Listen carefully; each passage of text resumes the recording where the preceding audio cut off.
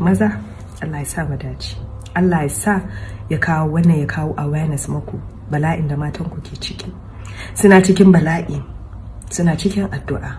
Allah kuma ya anshi addu'a su, kuma Allah ya kawo musu ease. Allah ya sa ku kuma ku gane. Allah ya sa a daina. Allah ya shirya. Ku danna subscribe domin samun sababbin shirye-shiryenmu cikin sauƙi. Sannan ku danna ƙararrawar sanarwa don sanar da ku da zarar mun ɗora bidiyo.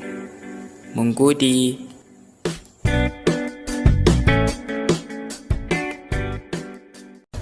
Assalamu alaikum, ina kwanan mu, ina gajiya, ya aiki, da fatan kowa lafiya.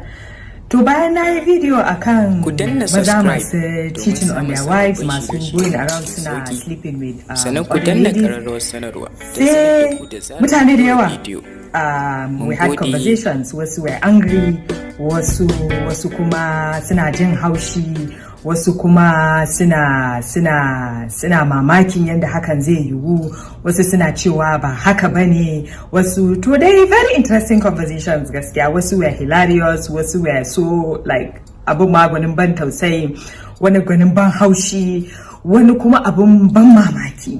To the bottom line ni dai abin da na gano shine 'yan matanmu da yawa ba yanda muke tunanin wayansu ya kai gurin ba, wallahi bai kai ba. 'Yan mata da yawa suna yin abin da suke yi saboda kuɗi. That is wanda suke kwana da mazajen wasu kenan. Suna yi saboda kuɗi. Wasu suna yi saboda rashin home training. Wasu suna yi sun fada ne a rayuwa ba da saninsu ba. Kaddara ce. Wasu su kuma sun fada ne saboda wani abu da suka taɓa yi by mistake ya zo ya rike su a gurin. Kaman wa'anda wasu sun ce kaman they were being kaman sort of kaman blackmail hakan nan, kaman kila ta taba tura kila nudes ɗinta, and sai mutum ya ce idan baki zo ba, in baki zo kika same ni ba zan yi releasing nudes ɗin nan. Wata kuma ta ce they don't know any better. Wata kuma ta ce ita that is the only way suke iya gwada soyayyar su. Suna tunanin kaman yanda mazan ke gwada masu, suna gwada musu kamar in ba hakan suka yi musu ba to ba su san su. Wata kuma ta ce ita kawai kamar that's the only way zaka iya gwada appreciation ɗinka, ba wai wani abu bane kawai gani suke yi with all the things da mazan ke masu, abinda kaɗai suke da su kenan shi kuma. Wata kuma ta ce abubuwa da yawa wata can afford, wata kuma can't afford, kuma kana buƙatar kai ma a wata ƴar waya nan, wata ƴar jikka nan gurin, wasu kaya nan gurin, ko kuma irin su ashobi ɗin nan iyayensu ba za su iya musu ba, namiji ne kadai zai iya musu. To in san suna tare da saurayi suka gaya mishi kaza, to shi ma zai gwada musu. Wani ba zai fito pop and play ya ce musu gashi ba, but kina naki demand din, shi ma yana kan gwada nashi. To in ko kina bukatar wannan abin ke ma kin sani, ko kuma kina tambaya next thing zaki ji ya ce ki same ni a hotel kaza, ko kuma ina nan zuwa garin ku zan zo duba ki, ko kuma wani abu. To gaskiya a lot of them most reasons din su kenan. Wasu sun ce broke ne, wasu sun ce it's the best way da za su iya gwada ma wannan, they don't know any, ba su san any other hanya da za su iya gwada ma wanda suke son su love ba. Wasu kuma sun ce mazan za su gwada musu kaman to ai auren ki zan yi, menene a ciki in kin kwana da ni, menene a ciki. Wasu kuma za su ce ai kauyanci ne, duk macen da bata kwana da saurayin ta kauyanci ne, shi zai iya barinta. To kaman like a threat kenan. Wasu kuma sun ce idan aka in ya riga ya promising zai aure ka, to me ya rage, saboda ya je kila ya gaida yan uwa, ya gaida iyaye, me ya rage kuma, ai kawai kila maybe sadaki ne ya rage ko a daura aure, ai shi ma din zaka aura, to menene kuma a ciki. But at the end of the day sai kuma mazan kuma basu zo suka aure su ba. Sai kuma wasu ta ce wata ta ce wani abubuwan baka iya sayi, the easiest way da zaka yi shine ka tambaye su kuma in exchange for that. Wasu kuma sun ce sharin shedan ne. Wasu kuma sun ce wallahi basu san mata yaya fara ba, kawai kaddara ce. To daga na farkon nan kuma sai ya zo ya zama okay, to tunda ma na taba yi, to kuma me ya rage. Shi ma namijin zai gwada maka to ai tunda mun taba yi, me kuma a ciki me ya rage. Daga nan sai kaga an fare maka body count. Wasu kuma sun ce kawai za a ringa saka kana feeling guilty. Kullum magana ɗaya za a gwada miki to menene, kamar yadda na ce ai aure ne za mu yi. Wasu kuma sun ce that's the only way za ka iya gwada musu kana son su. In baka yi hakan ba, in baka kwana da su ba, in baka yi shiririta da su ba, ba san su kake yi ba. Wasu kuma sun ce like wasu su maganganun idan ana gaya maka, wasu maganganun idan aka ringa wannan dinka, akwai satin maganganun da za a ringa helin dinka ya ringa gwada maka ai kai din nan kaki wanda ya aje a gida, kai din nan ai wasu maganganu da iri da like in aka gwada maka su ma they are just so hilarious gaskiya. Abun gwanin ban dariya, abun gwanin ban tausayi, abun gwanin ban bakin ciki gaskiya. To mata, maza, coaches, counselors, therapists, duka iyaye, yayye, kanne, wallahi we have a lot to do. Muna da aiki da yawa a kanmu. Saboda from conversations inda ni having, naga alaman cewa ana buƙatar sensitization programs na kullum a ringa ririta ma matan nan, 'yan matan nan cewa that is not the best way to live. Ba hanya bace muhimmanciya, saboda in namiji ya kwana da kai ba wai shine lokaci ne mamun namiji zai fara gudun ka. Wallahi ba shine zai tabbatar maka cewa namiji wai zai aure ka ba. Number one, duk namijin da kika ji ya fara miki maganganun nan na ki same ni a hotel, ki same ni a wani guri keɓaɓɓe, ki same ni a kaza, to ki gudu. Ba namijin arziki bane. Duk namijin da ya zo gurin ki kwana ɗaya, kwana biyu, kwana uku, akai sati biyu, bai fara miki magana aure ba, to ki tambaye shi me ake ciki, yaushe za a zo gaisuwa. Wata ɗaya, wata biyu ba a yi mata magana tantacciya ba, to ki kama kanki. Wallahi tallahi idan bai je ba, sannan ana zuwa akai gaisuwa ku ce ma iyayenku a ɗaura aure. A ɗaura aure daga baya an dawo a shirin biki. Maganar gaskiya, saboda inda naga ana tahiya, wallahi yanzu duk mutanen da naga ana cewa wai an je gaisuwa an daura aure, wallahi that is the best way possible. That is the best way. Wai a ce wai an je an yi gaisuwa, an ja wani dogon layi na jiran wai a zo a shirya wannan, a shirya yin biki, a daura aure daga baya an zo an yi biki. Kada ku ringa tambayar mazajen nan kuɗi. Maganar gaskiya. Saboda idan kuka tambaye su ma za su tambaye ku, kuma ba ku da bakin da za ku buɗe ku ce musu ba za ku ba su ba. Ku ruha ma kanku asiri. Kada ku ringa expressing kanku too much, kar ku ringa gaya musu bukatunku da kar ku ringa buɗe musu sha'awarku. Ku kama kanku. Akwai so many ways da za ku ringa iya kama kanku as mata. Ba sai ku ringa discussing irin wannan abun ba. Kada ku ringa aika ma maza memes. Maganar gaskiya. Ku kama kanku. Idan ba ku aika ba, babu abin da za a yi blackmailing ɗinku da shi.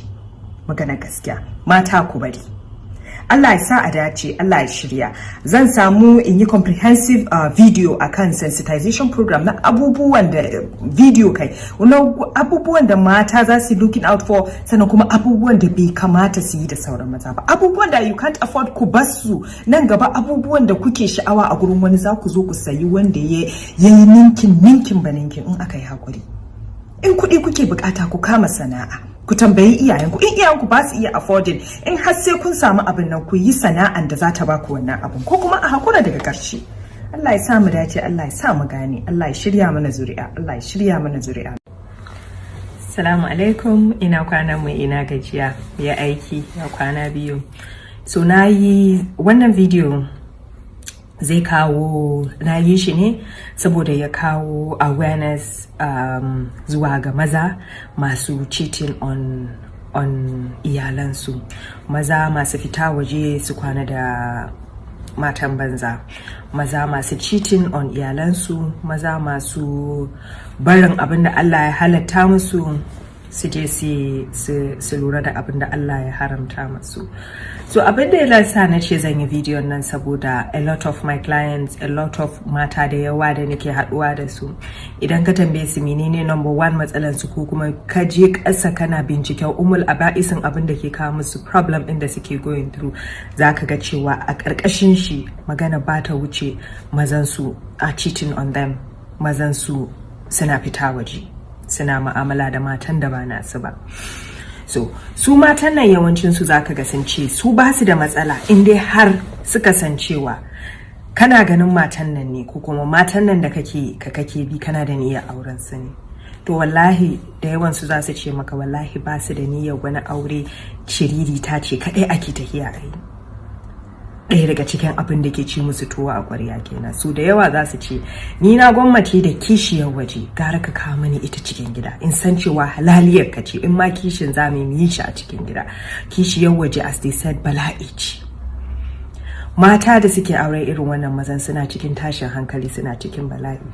Because na samu I have had the opportunity ne magana da a bit of them and abin bashi da daɗin ji. Most of these women kuma za su ci maka ba ma magana su fita saboda iyayensu ba za su basu su dawo gida ba. Wanda za su iya fita sun fita, wasu su ma sun fita ba tare ma da iyayen sun sani ba, sai daga baya suka zo suka sani da suka ji ba su iyawa.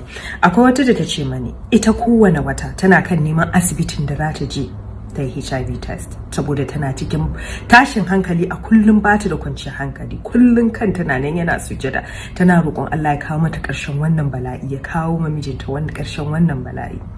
Wata ta ce wallahi yanda take ma mai gidanta addu'a da ta realizing kamar nashi bala'in jarabawa ce. Ta ce yanda take mishi addu'a wallahi ba ta ma ƴaƴanta, ba ta ma iyayenta, ita kanta ba ta mata. Ta ce amma abu ya ƙi cinyewa. Ta ce sai da ya kai point inda ta haƙura, ta ce shin bawan Allah nan tunda dai ba ni na haife shi ba, rayuwar shi aljanna shi da wutar shi daban ce da tawa. Ta ce a lokacin ne ta samu sauki. Ta ce amma maganar soyayya babu. Which brings me to the third point. Mata da yawa su ce wallahi mazan su da yawa da suke stepping out din nan, tun suna magana suka zo suka haƙura, to wallahi idan ka bincika suka ce babu ma soyayya kuma tsakanin su, saboda sannan da suke mamiyar su har ga ya tafi. Yau ka fita, gobe ka fita, jibi ka fita, gata ka fita, citta ka fita, abin da gajiya. Suka ce wallahi zama kawai suke da su, amma wai soyayyan nan ta mu cikin gidan aure wallahi babu ita. Wata ta ce da ta realize cewa ta fara addu'a tana roƙon Allah ya ɗauki ran mijinta a lokacin da yake cikin wannan act ɗin. Ta ce to lokacin ne ta gane cewa auren su ya ƙare. A lokacin ne ta gane ta realizing wace irin mutum ce ta zama, ta fara roƙon Allah ya kawo ƙarshen auren su, ta tattara kayan ta, iyayenta ba su sani ba. Ta ce ta bar auren, ta kwashi 'ya'yanta. Ta ce saboda abin ya yi yawa. Ta ce bawan Allah nan ya ƙara aure kuma yana nan yana kan yin abin da yake yi.